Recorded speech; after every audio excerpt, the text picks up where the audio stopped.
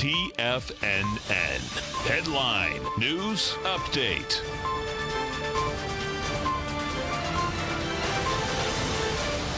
Welcome, everybody. Tommy O'Brien coming to you live from TFNN headquarters, Clearwater, Florida, 2 p.m. Eastern Time, 2 hours until that closing bell. Let's check in on the markets as all major indices are higher. Looking at a Nasdaq up 13 points or 0.2%, trading at 67.75. Dow 30 up 12 points, trading at 24,192. And S&P's positive by 2 points, trading at 26.31. Start things off with the VIX as that market creeps higher. VIX creeping lower, approaching 10, approaching 11, 11.08 currently on that volatility index. Let's jump over to the Nadex platform, check in on some of the futures markets. Start things off with the S&P 500, currently trading 26.31, approaching those intraday highs we had at about 11:15 a.m. Eastern Time this morning. We'll see where the final 2 hours of trading today takes us. Dow 30, 24,192. Again, somewhat approaching those intraday highs we had at about 11:15. Not quite up there yet.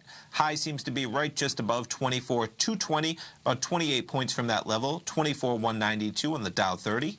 Nasdaq 100 over the highs. We got a little spike there at 11:15, but you can see where it's almost approaching those levels, 62.92 on the Nasdaq 100.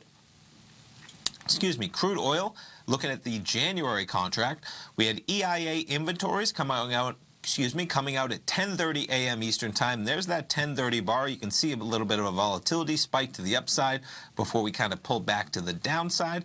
Currently trading 56.32 in that crude contract for January. Gold, that's a little bit skewed. Let's back that up to the current range. There we are in gold. Gold off the lows of the session we made at about 11:15 a.m. It makes sense. As the market was spiking up, gold was spiking down. 12.67 on that gold contract. And Euro US dollar getting a little bit of volatility under 118, currently trading at 117.93.